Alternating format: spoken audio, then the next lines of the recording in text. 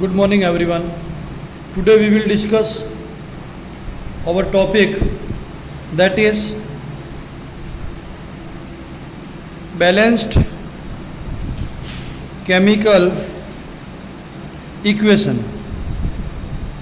In this topic, we learn that how we balance a chemical equation. To balance chemical equation, our basic knowledge is that first, what is chemical equation? What is the chemical equation?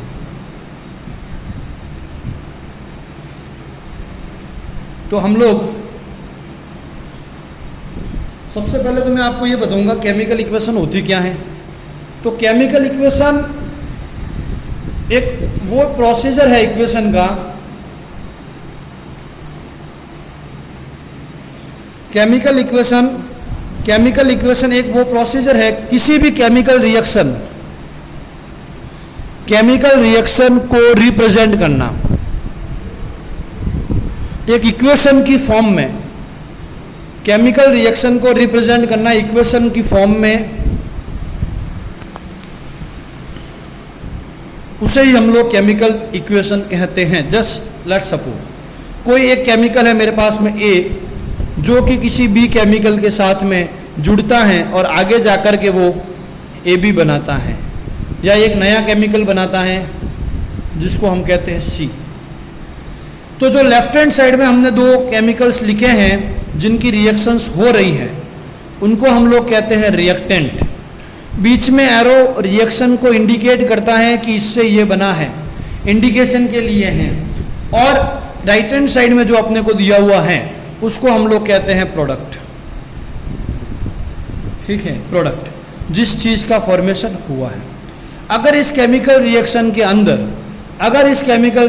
अंदर हमें heat देनी पड़ती है, heat की requirement होती है, तो या तो हम लोग यहाँ पर लिखेंगे हीट, या अपने को पर्टिकुलर टेम्परेचर पता नहीं है तो ये एरो ये भी शो करते हैं अपन ट्रायंगल से भी। डेल्टा है, वैसे इसको डेल्टा कहते हैं, ट्रायंगल नहीं। ठीक है, या फिर हम लोग टेम्परेचर लिख सकते हैं, जैसे लेट्स सपोज 373 केल्विन। इसके अलावा अगर किसी केमिकल रिएक्शन के अंदर अपने को पर्टिकुलर प्रेशर लगाना है तो हम लोग लिखेंगे 1 एटमॉस्फेरिक प्रेशर, 2 एटमॉस्फेरिक प्रेशर, जितना भी लगा वो भी हम लोग एरो के ऊपर या नीचे की तरफ लिखेंगे। नंबर थर्ड, अगर इस केमिकल रिएक्शन को कंप्लीट करने के लिए अगर किसी कैटेलिस्ट की रिक्वायरमेंट होती है तो कैटेलिस्ट भी हम लोग इसके ऊपर या नीचे, जैसे Fe। अगर मैं इस रिएक्शन में Fe नहीं लगाऊंगा तो ये रिएक्शन कंप्लीट नहीं होगी, तो Fe एक कैटेलिस्ट की तरह काम कर रहा है। तो ये सारी चीज़ें केमिकल रिएक्शन को रिप्रेजेंट करना मैंने आपको बता दिया। अब हम लोग हमारे टॉपिक के ऊपर चलते हैं, that is balanced chemical equation. तो बैलेंस्ड केमिकल इक्वेशन में जो स्टेप्स हैं आपकी बुक्स में लगभग 13 तो नहीं, हाँ 10 to 13 स्टेप्स हैं। लेकिन हम लोग केमिकल रिएक्शन को बैलेंस करने के लिए एक सिस्टमेटिक तरीके से और इजी तरीके से हम लोग करेंगे, जो कि लगभग 2 से 3 स्टेप में, 2 to 3 स्टेप में कंप्लीट हो जाएगा। ज़्यादा अपने को उसमें नहीं करने का है। तो मैं एक एग्जांपल लेता हूँ, देखना। ये अपने पास में एक एग्जांपल दिख रहा है आपको, नंबर 1 एग्जांपल ये। ठीक है, हम लोग इसको बैलेंस करेंगे। तो बैलेंस करने का मतलब, बैलेंस करने का इन द सेंस ये होता है कि जितनी चीज़ें लेफ्ट हैंड साइड में हैं ये वाली, उतनी की उतनी एरो के राइट हैंड साइड में भी होनी चाहिए। तो हम लोग पहले तो लिखेंगे कि एरो के लेफ्ट हैंड साइड में और राइट हैंड साइड में है कितना, क्या क्या। एक तो है हमारे पास में Fe, ये रहा। एक है अपने पास में H और एक है O। ये 3 चीज़ें हैं। तो हमारे लेफ्ट हैंड साइड में Fe कितना है, H कितना है, O कितना है, ये लिखेंगे। फिर हम लोग ये बात इधर लिखेंगे, Fe, H और O, ये 3 चीज़ें इधर भी हैं। ठीक है, अगर एक चीज़ का ध्यान रखना है, इधर मान लो Fe है और इधर नहीं है तो ये केमिकल रिएक्शन गलत है। जो चीज़ें इधर है वो ही इधर होगी, कोई भी चीज़ नहीं होगी, कोई भी चीज़ एक्स्ट्रा नहीं होगी। Fe इधर कितना है अपने पास में 1, H कितना है यहाँ पर अपने पास में 2, ऑक्सीजन कितना है अपने पास में 1। अब आते इधर, Fe इधर कितना है 3, H कितना है 2, O कितना है 4। ये जो अपने पास में जो गिवन था वो हमने लिख लिया है। अब हम लोग देखते हैं ये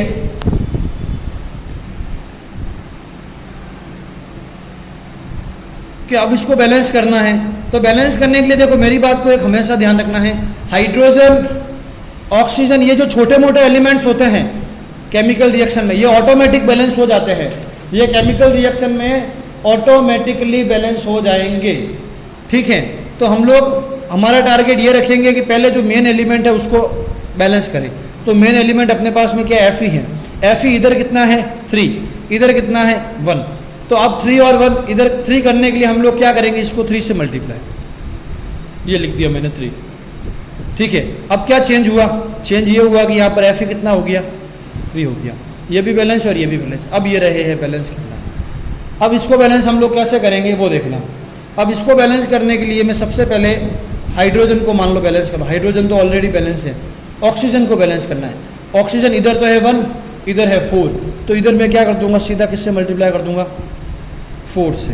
4 से मल्टीप्लाई करते ही हाइड्रोजन और ऑक्सीजन का नंबर चेंज हो जाएगा। कैसे होगा, 4 2 जा 8, हाइड्रोजन अब कितने हो गए, हाइड्रोजन अब कितने हो गए 8 हो गए, और ऑक्सीजन 4 1 जा 4, मतलब ऑक्सीजन भी बैलेंस Fe भी बैलेंस। अब किसको बैलेंस करना है, हाइड्रोजन को। हाइड्रोजन इधर कितना है 8, इधर कितना है 2, 2 यहाँ 2 है, तो 2 को 4 से मल्टीप्लाई करूँगा तो इधर भी कितना हो जाएगा 8 हो जाएगा। अब देखो ये Fe, अब वापस लिख देता हूँ, एक नई टेबल बना देते हैं हम लोग। 3 स्टेप्स में ये देखो कंप्लीट हो गया, Fe H और O। Fe इधर कितना हो गया 3, H कितना हो गया, ये जो आगे लिखा हुआ होता है ये इससे भी मल्टीप्लाई होगा और इससे भी मल्टीप्लाई होगा, तो इसके साथ में कितना है 2, तो 4 2 जा कितना हो गया 8। अब यहाँ पर 4 कुछ नहीं होता है तो 1 होता है, 4 1 जा 4।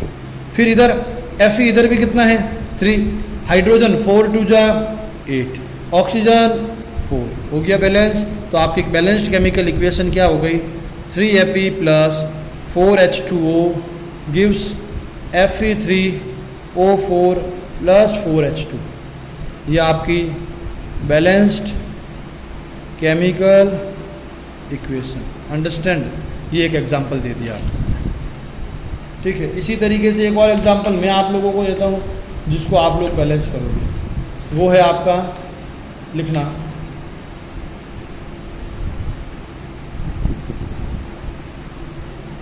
BaCl2 plus H2SO4 gives BaSO4 plus HCl। ये आपको क्वेश्चन दिया है जिसको आप बैलेंस करोगे इसी मेथड से। फिर भी नहीं आता है तो आप मेरे से पूछ सकते हो। Thank you.